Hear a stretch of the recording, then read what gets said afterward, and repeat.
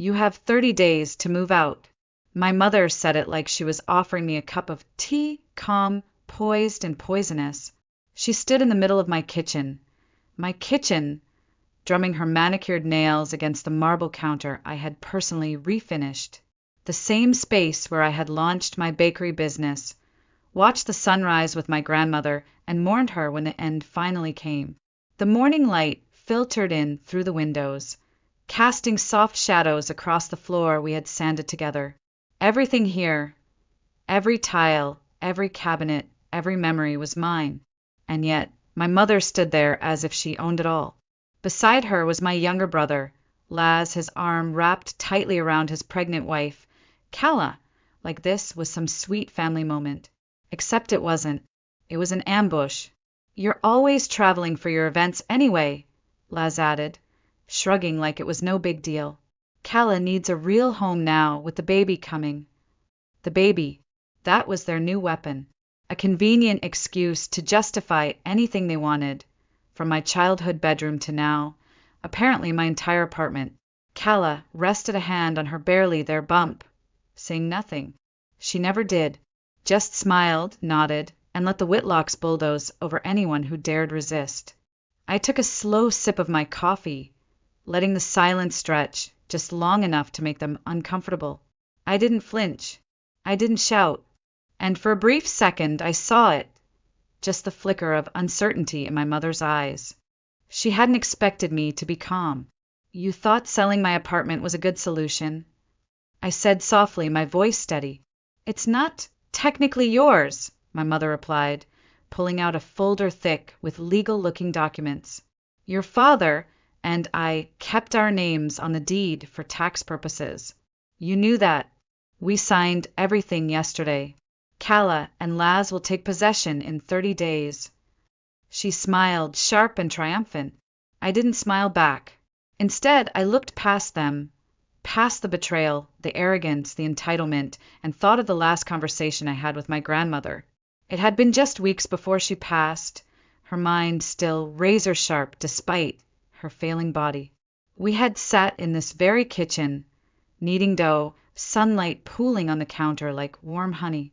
They'll try to take it from you, she said, eyes locking with mine. Your mother never forgave me for giving you this place instead of her. But this is your home, Sable, and I made sure it stays that way. Keep the envelope safe. Tell no one until you have to. I took one last sip of my coffee and set the cup down slowly. I think, I said, we need to discuss something before we talk about me moving out. My mother arched a brow. If you're talking about that silly office you turned the guest room into, I've told you, no decent woman turns her spare room into a workspace.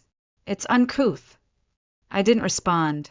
I simply turned and walked upstairs to the drawer where the envelope still waited. Exactly where I left it. They had no idea what was coming. The drawer in my upstairs office stuck for a moment, just like always. The old wood had swollen a bit in the summer heat, but the envelope inside slid out smooth and cool. Pale blue, worn at the corners. My name written in my grandmother's handwriting, still careful even near the end. I ran my fingers over the flap, remembering the weight of her words that afternoon, the way her voice dropped low like she was telling me a secret that could change everything. They won't stop Sable, she had whispered, eyes brighter than the afternoon sun outside. They'll smile while they take everything from you, but I've made sure they won't get far. You just need to hold the line. The apartment had never been in my parents' name. Not truly. On paper, maybe.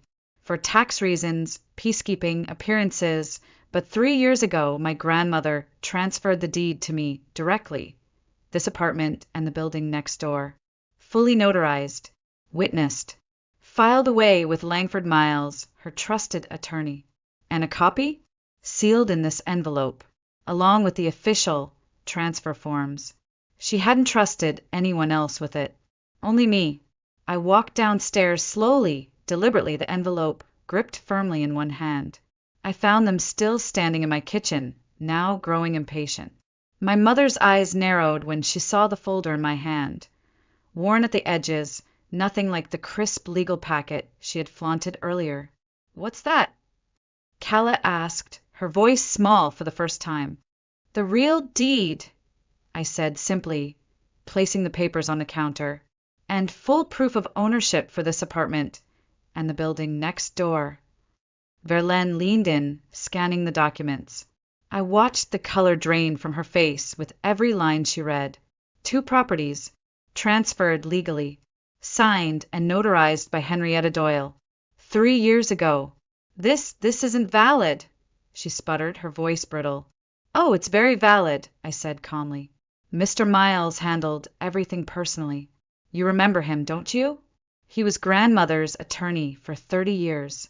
He made sure there were no ambiguities." Calla sat down slowly, like her legs could no longer hold her weight. Laz reached for the papers, flipping through with growing panic. "You knew? You knew we were planning the sale." "I found out weeks ago," I replied, meeting his eyes without flinching. "I could have stopped you then, but grandmother always said, 'Let people show their true colors.' And oh, how they had! My mother didn't say anything at first. She stared at the papers like they might morph if she willed them hard enough. Then, finally, she spoke. 'You should have told us.' I raised an eyebrow. 'Like you told me you were selling my home.'" Her lips pressed together, her jaw tight with fury or maybe shame. I couldn't tell anymore. "You don't understand," she hissed. "This was supposed to be my home," I cut in, "where I lived for 10 years. Where I cared for grandmother while you were conveniently vacationing in Napa. Where I started my business when no one else believed in me." The kitchen fell silent. Laz looked like he wanted to disappear. Calla's gaze was locked on the counter, her hand resting protectively over her stomach. They weren't used to being challenged. They certainly weren't used to losing. And for once, they had nothing to say. It was 2 days later when I heard the knock at my kitchen door. Soft, hesitant, almost like the person on the other side wasn't sure they had the right to be there. I wiped flour from my hands. I'd been elbow deep in pie dough for an upcoming wedding order, and opened the door to find Calla standing there alone, cradling a white paper bag from Morning Finch Bakery. Her hair was pulled back in a loose bun, face bare, shoulders slightly hunched in her beige maternity cardigan. She looked smaller without Laz or my mother flanking her. "I brought peace offerings," she said, quietly holding out the bag. I stepped aside and gestured to the stool near the prep counter. "Those better be their lemon tarts." Calla gave a half smile and reached into the bag. 2 lemon tarts, 1 almond croissant, and chocolate chip scones. "I remember you stress ate those during wedding season last year." I placed the bag on the counter, but didn't touch it. "So, what brings you here, Calla?" She exhaled, slowly, like she'd been holding her breath for months. "I didn't know," she said, her voice soft but steady, "about the deed, about any of it. Laz told me your parents were giving us the apartment as a baby gift. I never thought they were taking it from you." "You never asked," I replied, not unkindly. She nodded, shame washing across her face. "I should have. I wanted to believe it was simple, that someone was doing something kind for us. But it wasn't kindness, was it?" "No," I said. "It was theft wrapped in a baby shower bow."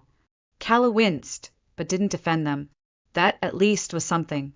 I studied her for a long moment.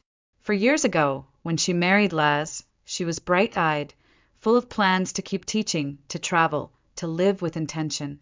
But slowly I had watched her be reshaped by the Whitlock family machine.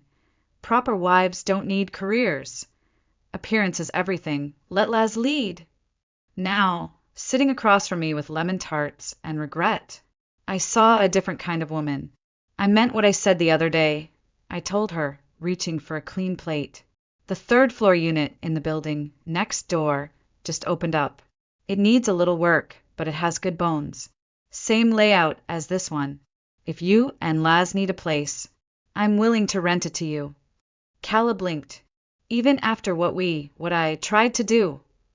"On one condition," I said firmly. This stays between us. No backroom talks with my mother. No running to Laz every time a decision needs to be made. If you rent from me, it's a business arrangement.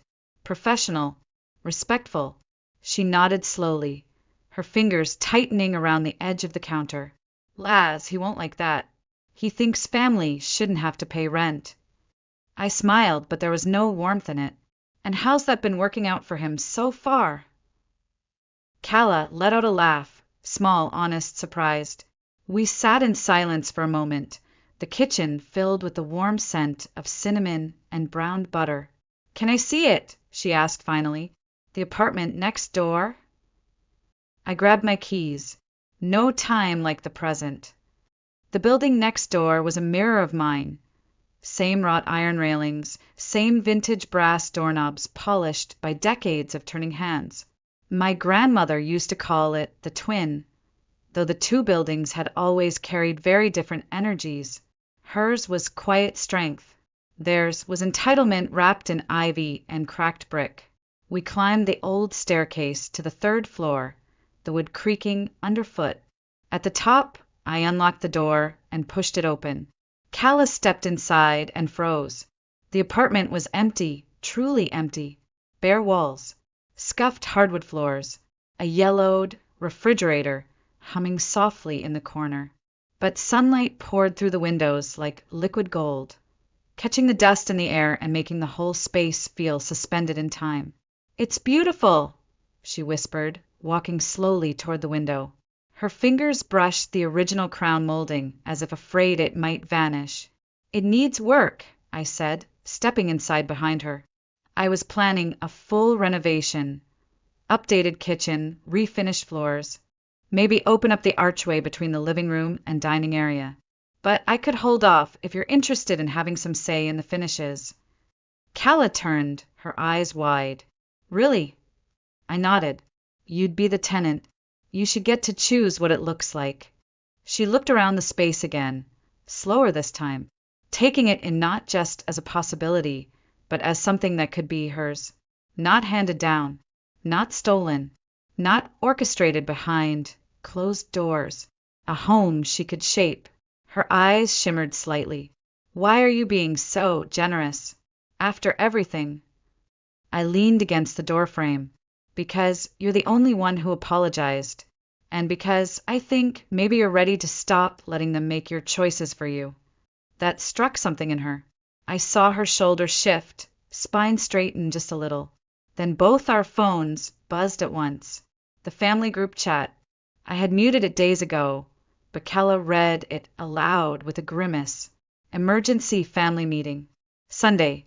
Attendance required. Your father and I have made some decisions about the future of both buildings. She looked at me, panic flaring in her eyes. What are they planning? I deleted the message without even opening it. Nothing that matters, I said simply. They don't own these buildings, remember? Let them plan all they want. Calla hesitated. Laz will expect me to go. They'll expect us to present a united front against you. I met her gaze. And what do you want? She looked back at the apartment, at the way the sunlight hit the old floorboards, at the empty walls that could one day hold family photos, dried flower wreaths, baby handprints. I want to make my own decision, she said finally. I want my baby to grow up in a home that's really ours, even if we're renting it, not something taken from someone else. I reached into my bag, pulled out a notepad. I can have renovation plans ready by next week. Standard lease. Market rent. First month free while the work is done. But Calla, this has to be your decision. Not Laz's. Not my mother's. Yours. She inhaled, slowly, deeply, then nodded. I'd like to see those plans. As we walked back down the stairs, I realized something had shifted. Not just in Calla, but in the entire foundation of our family dynamic. Maybe this wasn't just about protecting what was mine anymore. Maybe it was about helping someone else learn how to claim what should have been theirs all along. Sunday arrived with that crisp autumn air my grandmother used to love, the kind that made you want to bake something warm and sweet. I pulled into my parents' driveway at exactly 2 p.m., the way I used to arrive for holidays before I stopped pretending they were about family. The house hadn't changed. White shutters, stone walkway, seasonal wreath on the door. A false sense of welcome. Inside, the tension was sharp enough to cut through. My mother sat like a queen in her high-backed armchair, dressed in navy like she was preparing for a courtroom, not a living room. My father stood behind her with a legal folder tucked under one arm. Laz paced by the window, jaw clenched. Aunts and uncles filled the side chairs, leaning in, murmuring. Calla sat near the end of the couch, apart from the rest, and when I walked in, she met my eyes with something quiet and steady. "Sable," my mother said, her voice clipped. "So glad you decided to join us." "I wouldn't miss it," I replied, remaining standing. "Though I'm curious what exactly we're all here to discuss, since the matter of ownership is legally settled." My father stepped forward, opening the folder with deliberate drama. "We've been reviewing the circumstances of your grandmother's decisions. Our lawyer has concerns about her mental state in her final months." My jaw didn't tighten. My voice didn't waver. "The same final months I spent taking care of her?" I asked. "While you were in Tuscany, while Laz was pitching crypto scams to college kids." She was confused. Laz snapped. "You manipulated her, turned her against us." Before I could respond, Calla stood up. Every head turned. "No, she didn't," she said. "I was there sometimes. I saw Henrietta. She wasn't confused. She knew exactly what she wanted." Laz stared at her. "Sit down." "No," Calla said, stepping beside me. "You're trying to steal a home. You're using our baby as leverage. I won't be part of it." My mother's voice sharpened like glass. "Calla, you're pregnant. You're emotional." "Don't," Calla cut her off. "Don't try to dismiss me. You made this mess. All Sable did was protect what was already hers." I took a deep breath, then pulled my phone from my pocket. "Before this charade continues, there's something you should all see." I tapped the screen, and my grandmother's face filled the TV in the corner of the room. Her voice was clear, strong. "I'm recording this because I know my daughter. She never forgave me for choosing Sable. But this building isn't about inheritance. It's about stewardship. Sable has built something real, something that deserves to continue." The video showed her signing the deed, Mr. Langford Miles confirming every document, her date of evaluation, her mental competency. When it ended, no one spoke, not for a full 30 seconds. Then I said, quietly, "There's more. Medical files, witness statements, years of records. How far do you want to take this?" My father closed his folder. My mother looked pale and older than I had ever seen her. But it was Laz who broke the silence. "You knew," he whispered, turning to Calla. "You knew about the apartment next door." "Yes," she said, "and I agreed to rent it, at market rate, because that's what adults do when they respect boundaries." I reached into my bag and pulled out the renovation packet. "The plans are ready, if you're still interested." Calla looked at the pages, then back at me. "We are." My mother stood abruptly. "I think you should all leave. We need time to process this." "Take all the time you need," I said.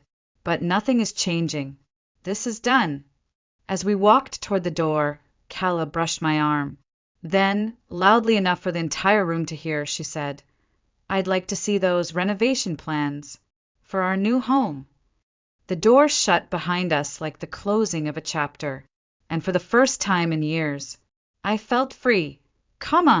6 months later, I stood in the newly renovated third-floor apartment of the building next door, watching Calla arrange fresh flowers in a blue ceramic vase.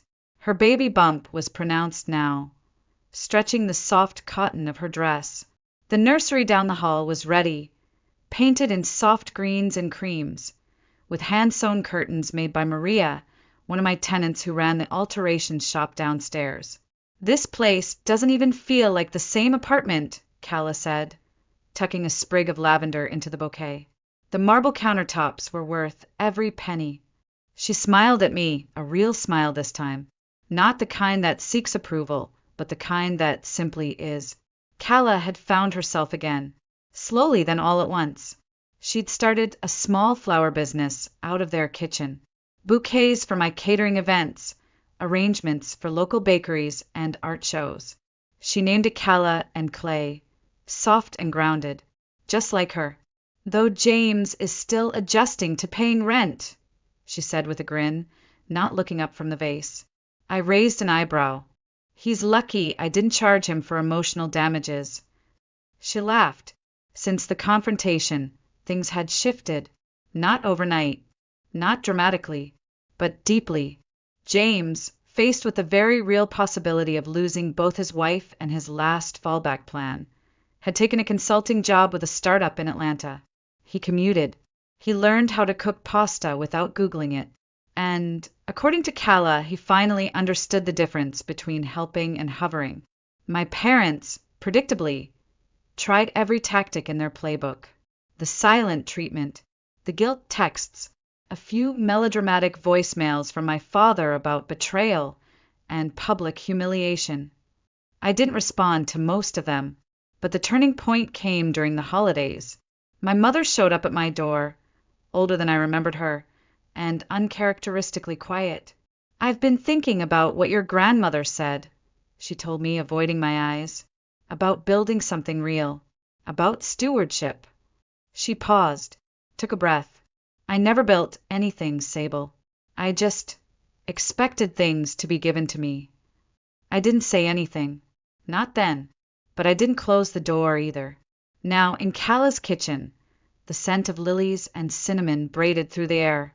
Outside, the sidewalks bustled, Mr. Chin arranging books in his store window, Maria setting out her sewing samples, a new tenant prepping a corner space for a bakery expansion.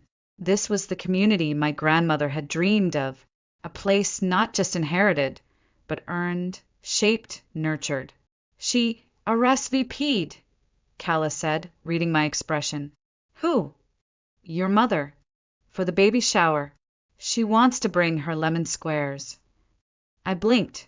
The famous lemon squares she's refused to share the recipe for since 1992. She offered to teach me, Calla said. Baby steps, right? I nodded. Baby steps. My phone buzzed, a message from my property manager. One of our longtime tenants needed minor plumbing work. Nothing urgent, just the regular rhythms of real ownership. Miss Whitlock, a voice called from the hall. It was Maria, holding a tray of fresh empanadas. I brought snacks, and the nursery curtains are done. I smiled and stepped aside to let her in.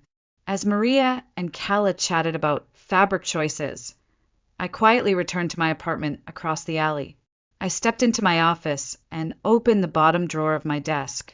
Grandmother's final letter was still there, a little more worn now, but the ink had held. Property is more than bricks and mortar, Sable.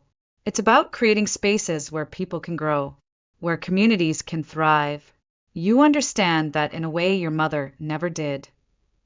And she had been right. I closed the drawer, looked out the window at the buildings standing tall under the golden light, and felt, for the first time in years, that we weren't just surviving anymore. We were building something better. The morning of the baby shower arrived wrapped in soft sunlight and the scent of fresh cinnamon rolls from the bakery downstairs. Through the windows, I watched the sidewalks come alive. Kids on scooters, dogs tugging their owners toward the park, shopkeepers sweeping their stoops like it was a ritual of welcome. Inside, my apartment was filled with quiet hums of preparation. I set out pastries and started the coffee. Maria had already arrived, placing homemade empanadas on a warming tray and fluffing the nursery curtains one last time. Mr. Chen brought a tin of special jasmine tea he swore could ease any family tension. We'd see. Then came the knock I'd both expected and dreaded.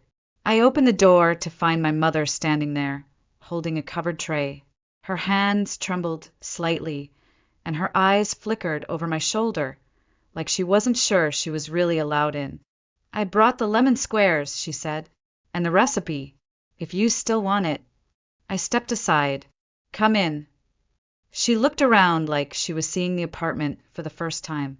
Like maybe, just maybe, she understood the gravity of what it meant to lose something, and the quiet grace it took to build it back. Calla arrived shortly after, glowing in a soft blue dress that hugged her baby bump. She was calm, grounded. There was no performance today, just joy. She'd spent the week arranging handmade name cards, baking tiny lavender shortbreads, and designing a bouquet centerpiece that looked like it belonged in a magazine. She greeted my mother with a polite nod, then turned to me. "I invited some of grandmother's friends," she said. "They keep asking about you, you know. Said they're proud of how you handled everything." I didn't expect the lump in my throat, but it came anyway.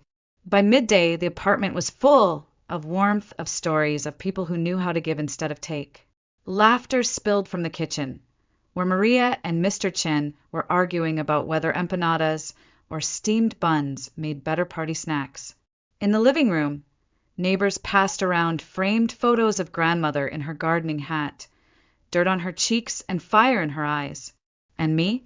I stood in the middle of it all, not as the victim of betrayal, but as the host of something new, something real.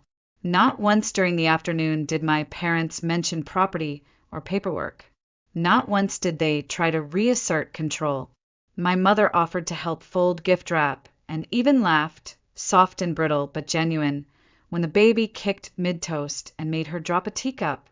After the last guest left and the sun began to lower, casting amber shadows across the floorboards, Calla lingered near the window. "You know," she said, "I used to think legacy was about what gets passed down." I looked over, waiting.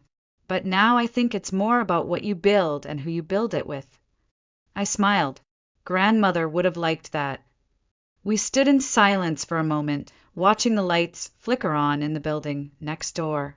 Inside, I could see families eating dinner, shop signs glowing warm, the familiar outline of Maria's sewing machine whirring even after sunset.